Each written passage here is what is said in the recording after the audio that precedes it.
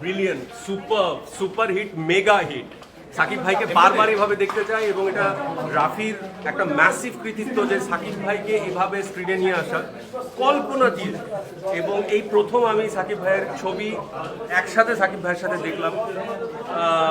এতগুলো গুণী শিল্পীকে কাস্ট করা হয়েছে দুদেশ থেকে, লোকেশন, কস্টিউম, গান, ডায়লগস, ক্যামেরা, কোনটাকে রেখে কোনটা ফেলবো, ব্রিলিয়েন্ট। আপনার গায়ে তো আমরা দেখতে পাচ্ছি নূর লেখা, জি। কবে পাচ্ছি সিনেমা?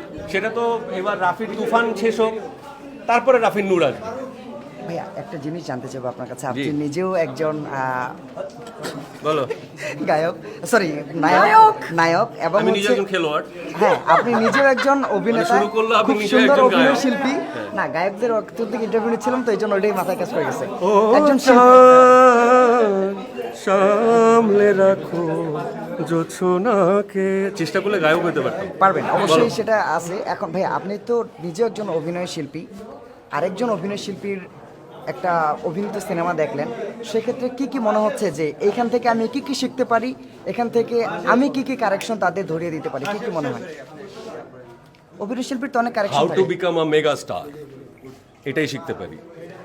সাকিব ভাই আমাদের যে মেগা স্টার নাম দেওয়া হয়েছে, আজকে 25 বছর ধরে উনি ইন্ডাস্ট্রিতে, এত চড়াই উতরাই আর কেউ আমাদের সময়কার কেউ দেখেনি।